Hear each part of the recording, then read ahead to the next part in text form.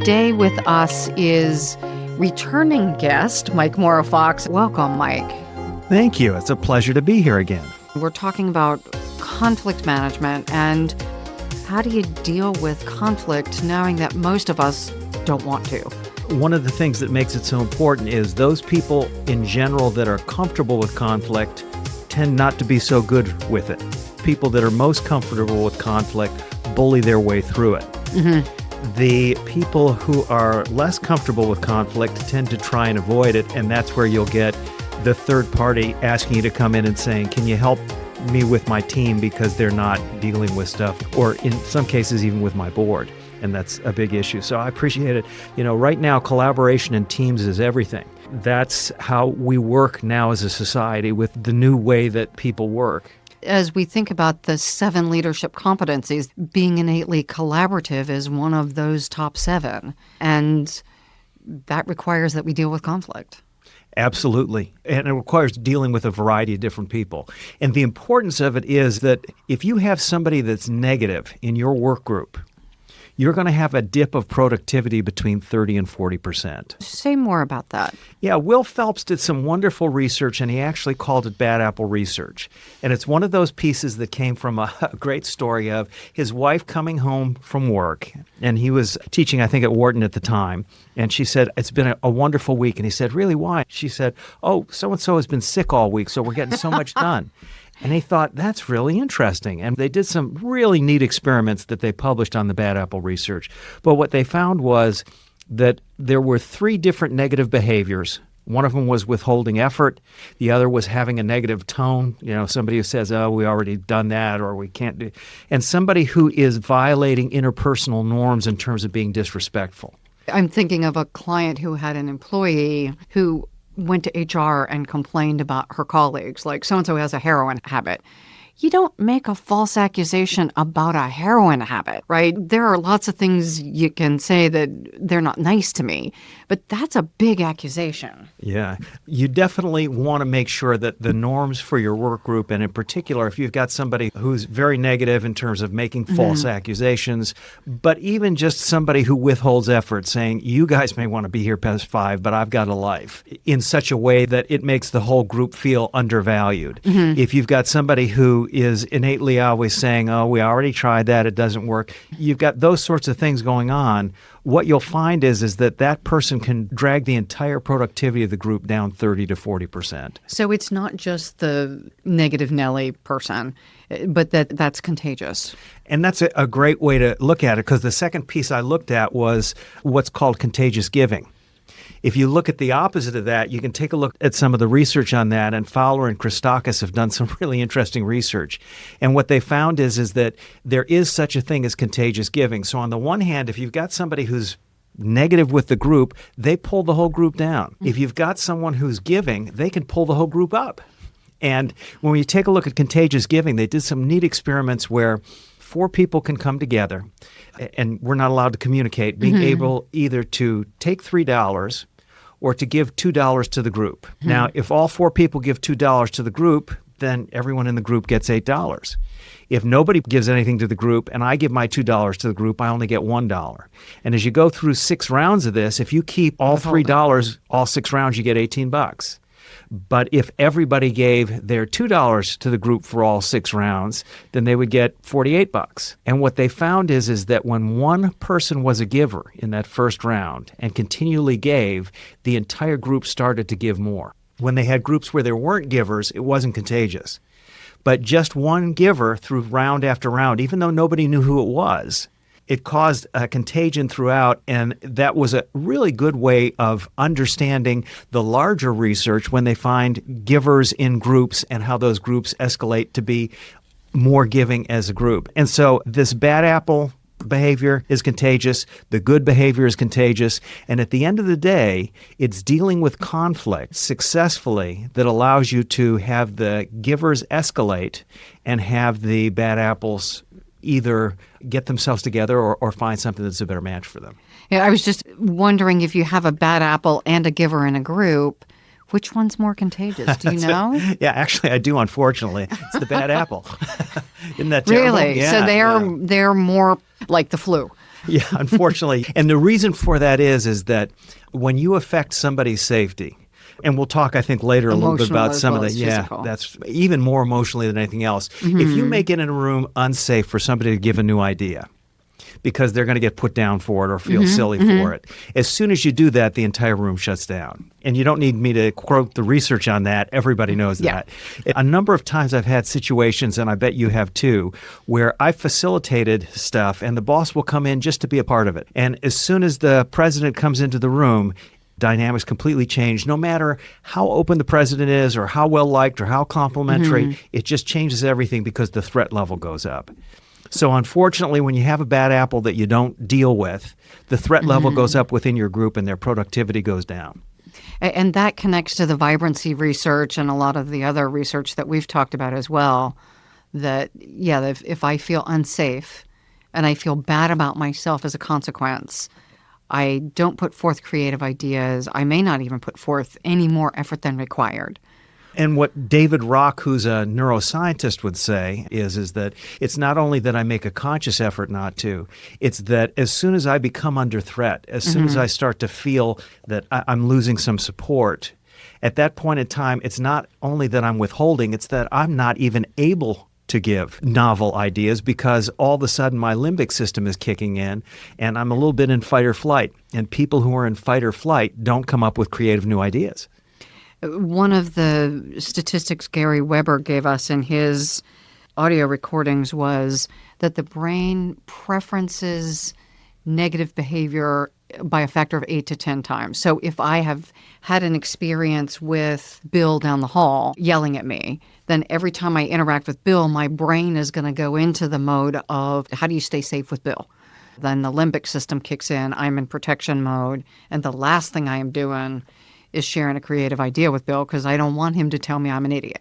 That makes perfect sense to me. Let's talk a little bit more about David Rock's SCARF system, too. Okay. He did a great job of, as a neuroscientist, of really understanding what is it that people need in order to be creative and open and collaborative. And collaborative is a key there.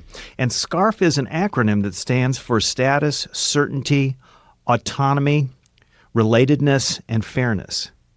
And what he found was that if you affected somebody's status, their relative importance in the group, I'm a manager, but now all of a sudden we say, if you can't hit those numbers, we're not sure you're going to be a manager again. What he found is that neurologically, all of their effort is going into fight or flight. That's that 8 to 10 times fear. Right.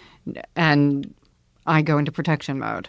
If I end up threatening someone's certainty, if they can't predict that things are going to be similar enough that they can work through them, I'm going to have that same fight or flight. So that means in an environment that is fluid, ambiguous, which is many workplaces, if I don't have a coping mechanism or a level of comfort with ambiguity, I'm going to be in fight and flight. Well, maybe, but I think it's less about your own competencies for it and more for the way that we set up a pathway for you to feel certain.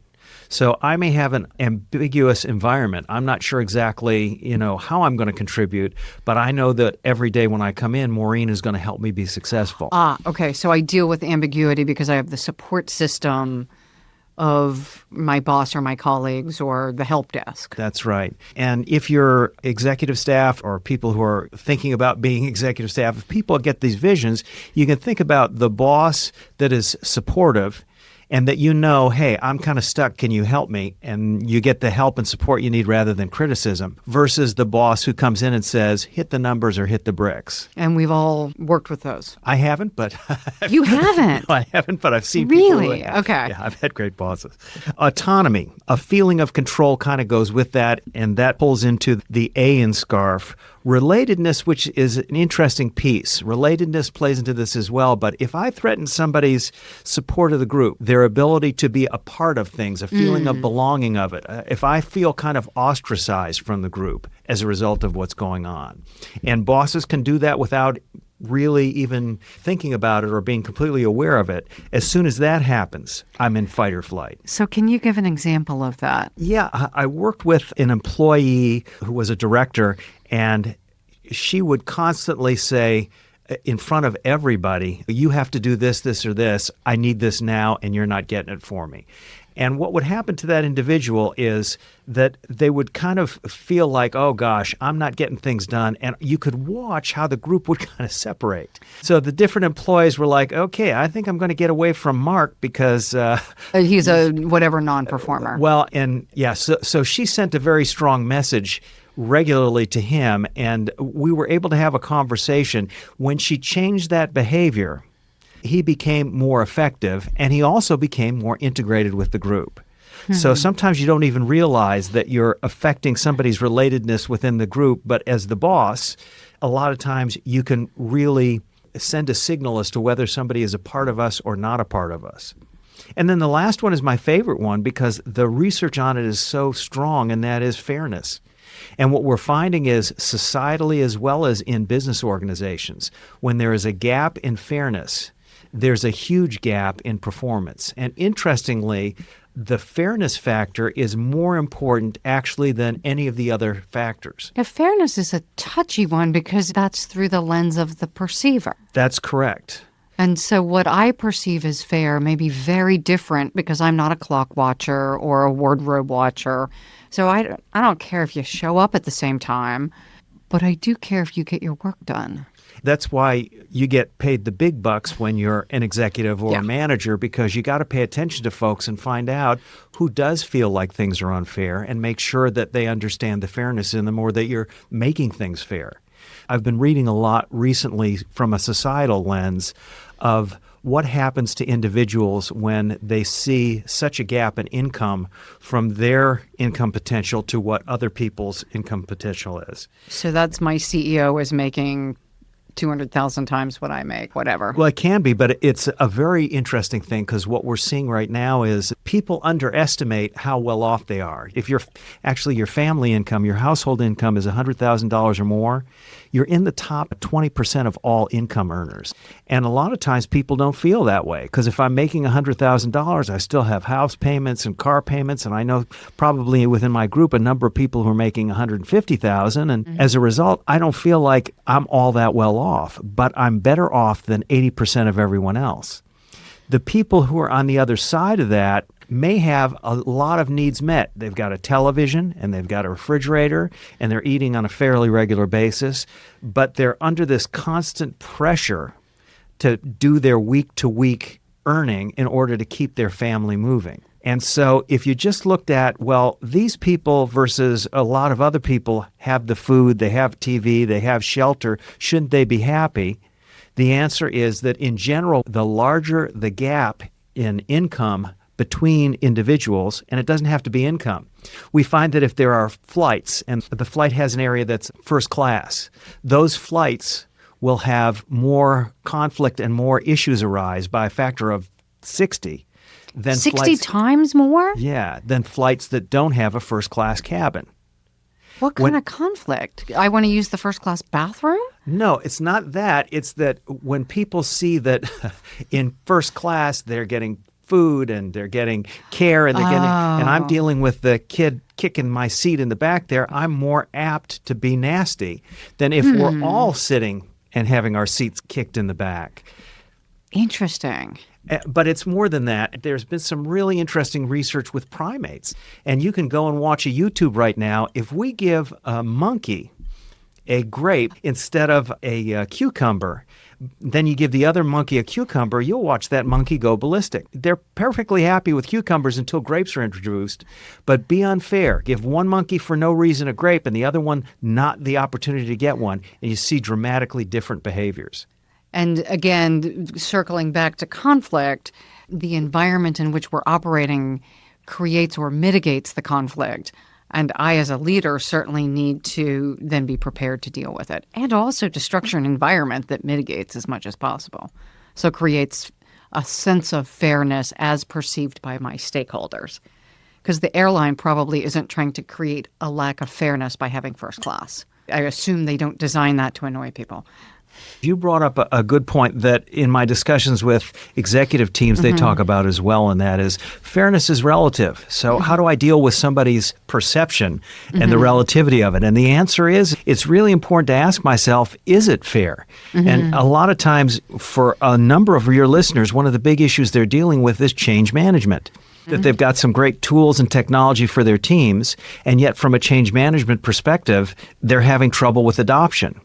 And what has happened to me a number of times is I'll come in with my change management tools and I'll have to go back to the team and say, throw the models out the window because your change sucks. You don't manage sucky change. Well, you can, but not very well. I mean, if you put in a new finance system and it causes 3 times the work that the old one did, don't expect your team to adopt it very well. Or at all. Yeah. So if it is an unfair situation and you talk with folks and get a sense that it's clearly unfair, don't think you're going to wash over it. The important part of this discussion is when I'm looking at conflict, what I've got to ask myself is, how do I address that conflict in a way that doesn't intimidate, that doesn't make people feel on edge, that doesn't really get them fearful, and that they perceive as fair as much as possible? So that starts with creating a sense of safety, right? It does. And I'll bring you into the crucial conversation stuff. It's tremendous at attending to the neurology of conflict. It's also good at helping people really get through conflict. So the skills the crucial conversations talk about are that, number one, they talk about being authentic. Going into a crucial conversation, which they define, and it's a great definition, is if the stakes are high, opinions differ, or emotions run high. Any of those situations, you've got a crucial conversation. You're dealing with conflict in those cases. One of the things we talk about is being able to surface different perspectives and integrate those.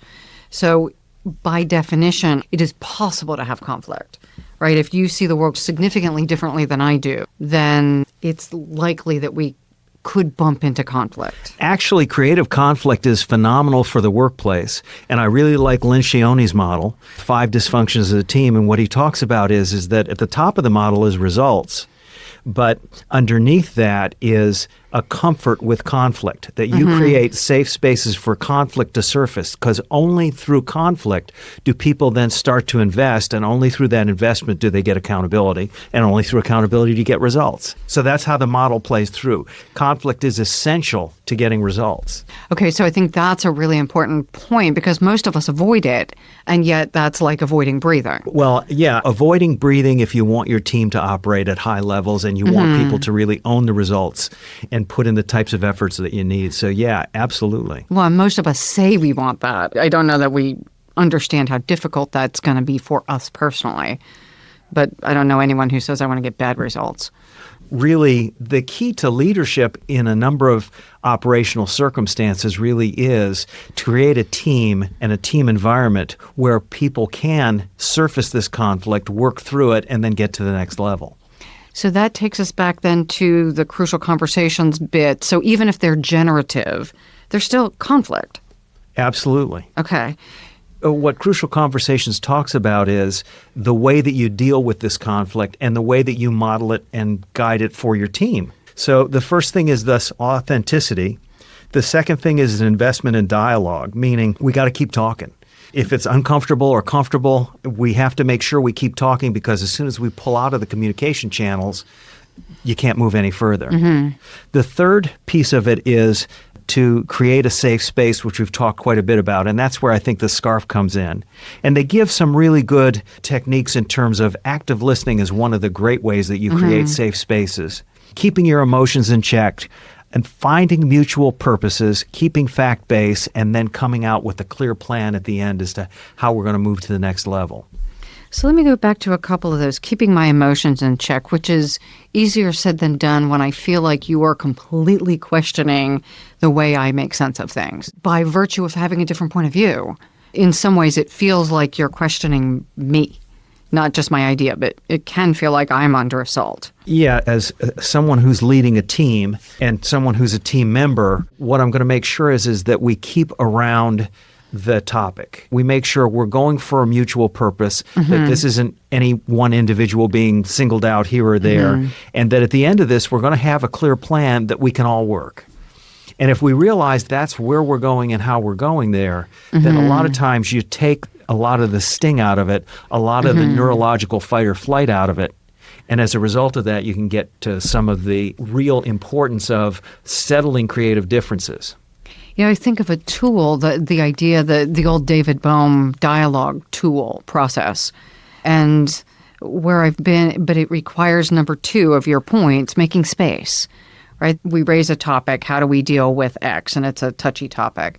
And each person gives a point of view. And it's interesting if you go around the table about 3 times, at least for me, I forgot what my point was. I start to assimilate other people's points of view. And at the end, unless we've got other people who are much more committed to their perspective, just in a very short period of time, people soften up on this is mine and that's yours, and we innately come up with an ours. Is that consistent with the research, or I'm an oddball? It's consistent with the research, although what you can find is that there's a variety of tools that you may want to look at as a leader that help ensure that that occurs. Okay. One of them is storyboarding. Storyboarding is a great tool, and I just taught this to a group at Ohio State, a group of managers that were terrific. And what we talked about is that with storyboarding, what you do is you give everybody note cards and you say, okay, we're going to work on an issue. Everybody turn in 5 concerns or 5 solutions or whatever on the note cards. And the reason why you do it on note cards is the quiet people will write note cards, but they won't say anything. You can't surface the conflict or the new ideas. The people who have a leadership role in the room and the power of leadership, they may take over the room, but when you have people write out cards and send the cards forward, you get all that data in. So sometimes you just use the techniques. But if you really pay attention to making sure that you're trying to get this creative conflict to surface and make sure that you do it in such a way so that people's status and certainty and relative importance and the fairness is taken care of, and you use some of these techniques where people know that they'll be in a safe space and that they'll have a clear plan at the end and that we're going to stay really fact-based as much as we can, you can get phenomenal results and not avoid conflict but start to really feel comfortable with it. That sounds like a lot to remember. Well, yeah, it's not necessarily like a math formula. So I'm just thinking I need my check seats on the wall. Okay, are they safe? Am I being authentic? Am I making time? Do they think it's fair? I think that's a great point. And the point is, this isn't memory. What has to happen here is this has to be how I function, how I operate. So that's why it's so important that I work with a group or a coach or take the Crucial Conversations course, do a number of those sorts of things, because I'm not going to be able to go to a cheat sheet and go, well, but wait a minute. You're not supposed to do that now. That's number 3 on the list. I actually taught a class and we were doing nonviolent communication, and one of my grad students went home and had like one of the biggest conversations in his marital life. He was like, she didn't do what she was supposed to. Yeah. It may not be the place to start practicing.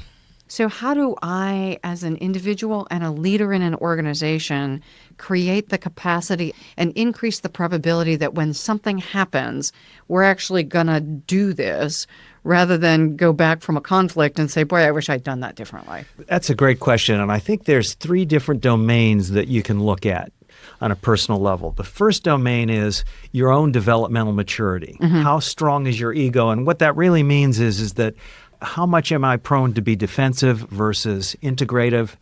How much am I prone to be looking at a larger picture rather than the individual piece in front of me? How strong is my ego in terms of being able to pull back from the situation and really learn? And of course, that's a coaching opportunity, and it's a larger, longer ranger piece, but hopefully everybody's working on increasing their own developmental maturity as they go through. But that's not a week-long class. No, and it's probably tangential to this. The second thing is that emotional intelligence certainly plays a role in this. And in particular, if you think about emotional intelligence, it's understanding my impact on other people, modulating my own behavior, and being able to have those feedback loops. And again, that's not a course, it's not a set of things. But the larger piece here is to realize something that people don't like, and that is that culture really has a lot to do with how people behave. And in particular, culture has a lot to do with how I behave in any given situation. So there's the good news and the bad news with that. The good news with that is that if the culture is a collaborative learning organization culture, then people in that culture will behave in a collaborative learning, sharing way. And conversely, if they're not, even though they're developmentally mature and have high emotional intelligence, more than likely they won't behave that way. And we've both coached people who we know would score well on the developmental spectrum and high EQ, and yet they're sent to us because they're not behaving the way the organization wants them to. There are times when they are not their best selves, and they know they're not their best selves because of the workplace being crazy. And I've coached a number of people who, on their way home from work, end up saying to themselves, what happened? How am I behaving this way? So if we think about the culture of the workplace as like white water running up, then the question is, which direction is it going? Because you could obviously paddle up a whitewater creek. I don't have the skills to do that. One could. Yes, but it's a lot easier and a lot more successful if you go down. And what most people tend to do without even realizing it is go with the cultural norms. So if I know the norms of a culture in an organization, I can pretty well determine the behavior even beyond what they did on their DISC scores, what they did on their Myers-Briggs, all the different things that are going on with them individually. If I know the culture, I can pretty well tell where their boat is going. If I'm a leader, what I want to do is control that culture. And so part of this is creating a culture where conflict is welcomed and where conflict is resolved in such a way so that at the end of it I say, okay, this makes sense. And that little tiny pit I have in my stomach when conflict occurs, I'm okay with it. I don't get too intimidated because I know at the end of the day, I'm going to be better, the team's going to be better, and I'm going to have my status, my certainty, my autonomy, and my relatedness all cared for at the end of it. So that's back to the SCARF model. Everything's intact. Yep. So what's an example of an organization that has a culture that is learning and conflict accepting? Maybe not promoting, but accepting anyway. And I'm more familiar, interestingly, with departments in organizations than I am with whole organizations. Because a lot of times, the department will function sometimes even a little bit separately from the organization, depending on the leader. I'll give an example that I have actually worked in an organization where the cultural norm was pretty nasty, where people backbit and made personal attacks. It was not a great culture. But the leaders of the organization were calm and listening. They modeled how to work through conflict by being good listeners and by making sure that people were cared for and respected. They came back around at the end of meetings saying, are you okay with this? They made sure that the plans were inclusive and that people understood the mutual purpose. And I can think in particular of a department that I was a part of in a large organization where that particular department functioned well and surfaced conflict all the time because the leaders of that department, and in particular the chief leader of that department, were very, very comfortable with working people through conflict. So back to the being authentic, keeping it safe, creating mechanisms to raise conflict and pull emotions out and shared purpose and all the things from crucial conversations. Yes. So it sounds like it is creating a cultural norm or the agreements about how we behave in our culture. So our agreement explicitly with one another is if something comes up, we deal with it. And it doesn't always feel good. It generally doesn't feel good when something comes up. But that I'm introverted. I'd really rather not ever deal with conflict. But let's say, too, there's a difference between it not feeling good because really most people don't like dealing with conflict and it being a fearful space. And at the end of the day, the largest issue and what your listeners may really reflect on is the thing that I've dealt with most with people that I've either coached or with colleagues that have gone through stuff is people can really understand being demoralized. And so the key is that while we've had conflict, while I've seen people have conflict, nobody gets demoralized in it, and nobody has to worry about being demoralized. I can always trust through our interactions of the last 20 years that I'm going to walk away and still feel respected. I'm going to walk away and still feel a part of, and I never really feel that demoralization. You know that you're respected. You know that you're cared for. Yeah, I'm being cheeky. Yeah, and that's how it should be with people who've worked together a lot. They should feel like we're going to deal with the conflict, not by avoiding it, but by dealing with it. But we know, we have faith that at the end of the day, we're going to be okay with each other. And I realize that if something comes up that I feel like there is or could be a conflict, I may need to go away and practice these things. I'm working with someone right now, coaching, and I don't always confront something immediately. I also feel like the other person needs to be receptive. And when that person is in the wrong space, even though they're paying me for my input, what they really want to hear occasionally is, yeah, you're right. And when my feedback is not, yes, you're right, but how about let's consider something else, I need to have the right language to say, okay, let's go back and revisit something we just talked about and set the stage such that I'm prepared and they're prepared. Because in the heat of some drama, it may not be the time to raise the topic. Yeah, that makes sense. I will say for the listeners, one of the big takeaways from this is to ask themselves, so what is our culture like when it comes to conflict? How does our board operate? Do they avoid conflict, or do they deal effectively with conflict and everybody's excited at the end of it? Is our work group, do they deal well with conflict, or do they avoid it, or do they get aggressive and bully through it? And if I have a culture that is not effective with conflict, then it's really good for me to either work on it myself and figure out some ways to change the culture to get into the right stream, or to get some outside assistance and set that stream. But the neatest thing for me in a lot of the research that I've done has really been to take a look at how fluid people are. And the good news is I can take most people, including myself, I imagine, and put them into a culture that is a giving culture, that is a learning organization culture, and find that my best self comes out even better than I expected. And the same thing will be true of the employees that I end up working with. If I create that learning organization culture, that giving culture, I'll find that people will surprise me in ways that I can't even understand. And if that culture is not there, they're just not open to pull that best self forward. You know, this so closely dovetails with the vibrancy research that looks at if I don't feel good about myself when I'm with whoever you people, others in my organization, the probability that you're going to get my best effort is zero. If I feel dehumanized, demoralized, it's unfair, it's unsafe. If any of that stuff is at risk, I go into withholding mode, and pulling me out of that once I feel threatened is a whole lot easier than not putting me into it to start with. And I think that dovetails really nicely, too, with what a lot of organizations are working on in terms of engaging employees. If you look at the Gallup model, which a lot of things are built off of, they have really 4 different elements to it. Do I have the support that I need in terms of the tools and that kind of stuff to do my job? But then as I go up that model, how do I know what I contribute? Really, if you want engaged employees, they need to know I'm important here and I'm contributing something. We do have a mutual purpose and I'm getting to it. And if I have an internal conflict and feel this isn't right, I got a way to work it through. How do I know I belong is the third component. And moving up that, how do I know that I'm a part of this group and a valued part of this group? And the fourth one is, how do I know that I'm growing? Am I going to be better next year as a result of being in this environment than I was the year before?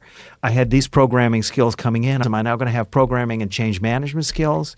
And those 4 really are important. And so you pull it all together, and you've got work groups that end up being 400% more productive than general work groups. That last statement, 400% more productive, that means that most work groups aren't those things you described.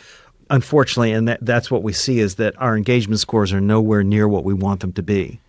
I would say that if you were really good at setting up an environment where there were givers, where there was creative conflict was welcomed, where you used the Lencioni model and went up that model where there were trust and safety were the first piece of it. If you're in a situation where everybody is treated in a way that they feel is fair, or at least help to understand why this is viewed as fair, then you'd have an organization that would be have highly engaged employees and be significantly more productive. That's a great recap. And the only thing I didn't hear there was you talked at the beginning also about bad apples. So if we attend to the bad apples, either transition them to at least neutral, we make sure we build the givers, and we create a culture then of constructive conflict and productive conflict. So what was the word from Lencioni? Creative conflict. Yeah. So creating a culture where I have the safety to build the skills. So I may not go into that culture good at dealing with it. And I think the other thing you said that really bears repeating is it's not going to be comfortable. I don't look forward to going to work because I get to be in conflict with people. I look forward to no conflict. And yet when it arises, I know I have the confidence to deal with it. And the people with whom I've chosen to work are in this with me, and we will all work it through. Thank you, Mike, for sharing models and tools and insights with our listeners.